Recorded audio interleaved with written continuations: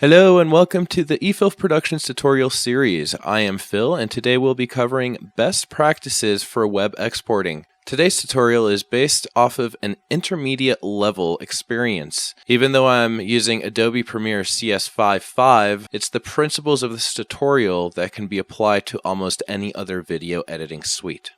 We've all seen them, blocky and overly compressed videos on the internet. If you're like me, you take pride in your work and want to showcase it in the best possible quality that you can.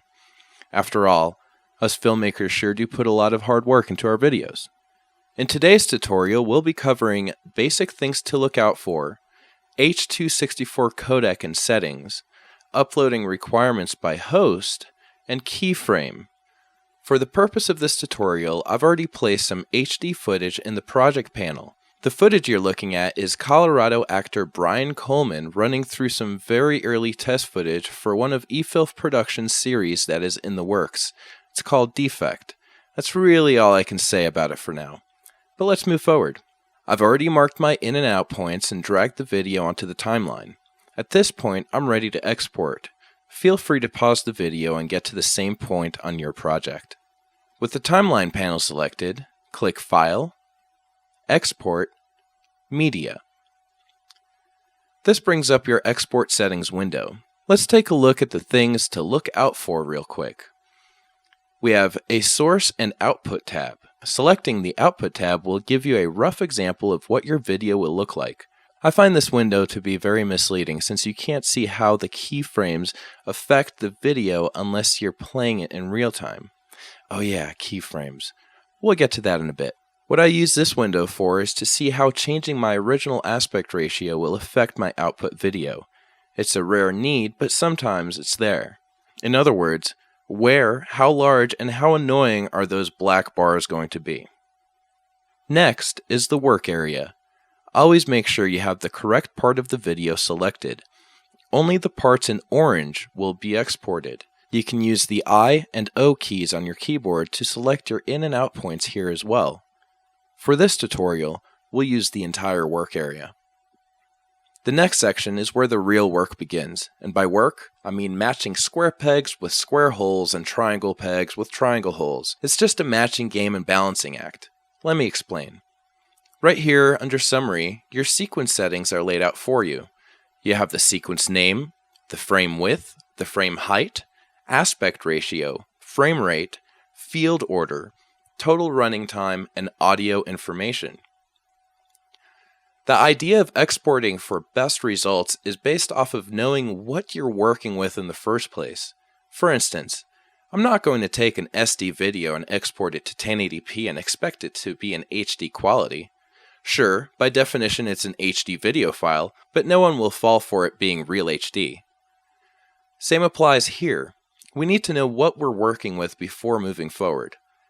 It's also important to remember that the source information here is based off of the sequence you are using and not the videos within that sequence. So, moving forward, click on Format on your Export Settings window and select H.264 from your dropdown. I personally find H.264 to be a very versatile codec.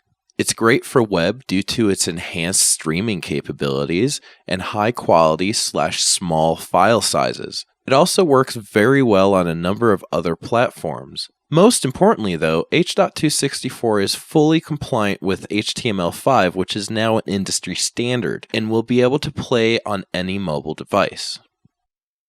The next steps I take you through will vary depending on what your source information says.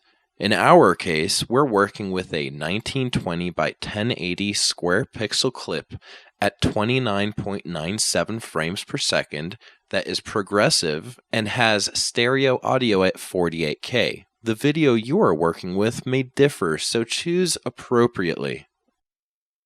The next thing to do is to choose a preset that is closest to your sequence settings. I'm going to use HDTV 1080p 29.97 high quality. Moving down to basic video settings under the video tab, I'm going to choose NTSC since I'm in the United States. The frame width and the frame height are correct, and so is the frame rate. Field order is grayed out, so I can't do anything there. I'm going to change the pixel aspect ratio to square pixel. That's the same as the 1.0 in the source settings up top.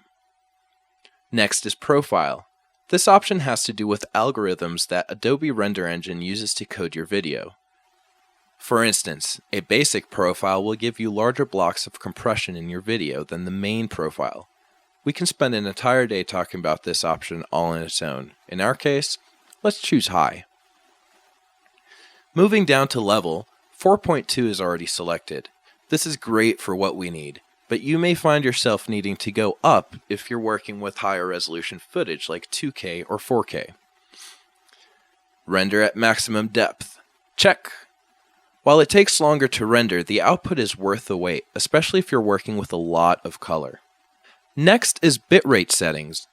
Choose VBR2 pass. This allows the encoder to analyze your video twice, thus enhancing your final outcome. Downside is that you have to stare at the render progress bar longer. Upside is, well, quality. And isn't that what we all aim for anyway? Okay, target bitrate. This is where the real magic happens. You'll notice that if I slide the target bitrate bar left and right, the estimated file size down here decreases and increases. The same applies to the quality. Slide to the left and the quality and size of the video decreases. Slide to the right and they both increase. Every host online has limitations, either by their hardware, software, or services that they are subscribed to. So before you even begin to render, you need to ask yourself, where is this rendered video's final destination? At this time, YouTube is the lead for online video hosting, so for the purposes of this tutorial, we'll use them as an example. But remember that Vimeo and other sources may have their own set of rules. Advanced encoding settings - YouTube help. Scroll down and here we see a list under bitrates. Again, my settings may differ than yours. My video is 1080p, so I'll use these parameters. 1080p, 8000 kilobits per second, which is also equivalent to 8 megabytes. My file is stereo, so our max audio bitrate is 384 kilobits per second. So back here at our bitrate settings, I'm going to put 8 for our target and max bitrate. Notice how my estimated file size is 42 megabytes. This will differ based on the length of your video and a number of other factors. YouTube also changes how large of files you can upload to their servers based on your overall YouTube performance history. So if they only allow you to upload, say, a 1.5 gigabyte file, and you're looking at a number that says, say, 2000 megabytes, well, this is where the balancing act comes in. Bring that bit rate down until you're just under that 1.5 gigs or 1500 megabytes, and bam, you're good. On a side note, don't use these YouTube settings right off the bat. Research what YouTube allows at the time of your render. They're always changing, upgrading, growing, and in my opinion, will one day rule the world.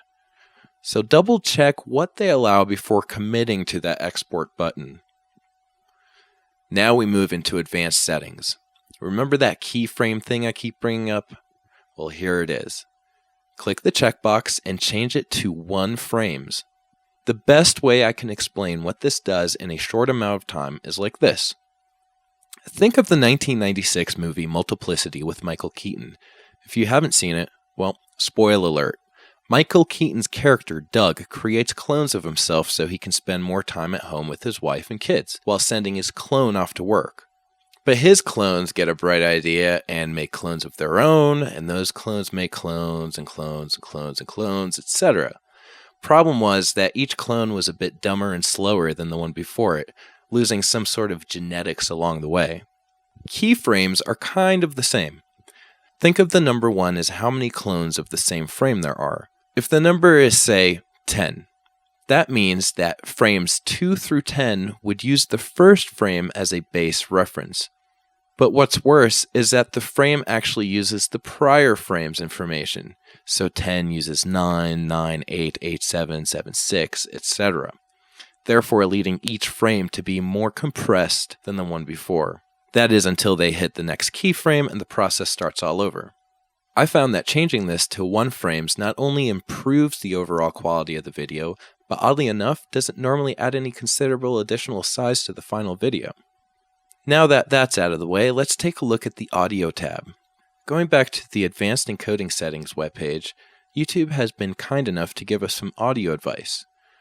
So, codec is AAC in stereo at 48K, quality is high, and according to YouTube at 1080p we can have the audio bitrate all the way up to 384 kilobits per second. I'm going to leave this at 160 and honestly don't see much reason to go higher for web.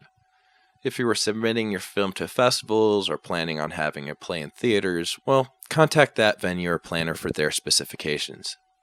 The last thing to do other than picking a place to save your baby is to hit this checkbox on Use Maximum Render Quality. But you only need to do this if you did any scaling on one or multiple clips in your timeline. If not, let's move on. Click Export and go play with the dog. If you have one, that is. Just remember to always review your exported video for glitches, spelling, and content before placing it on the web.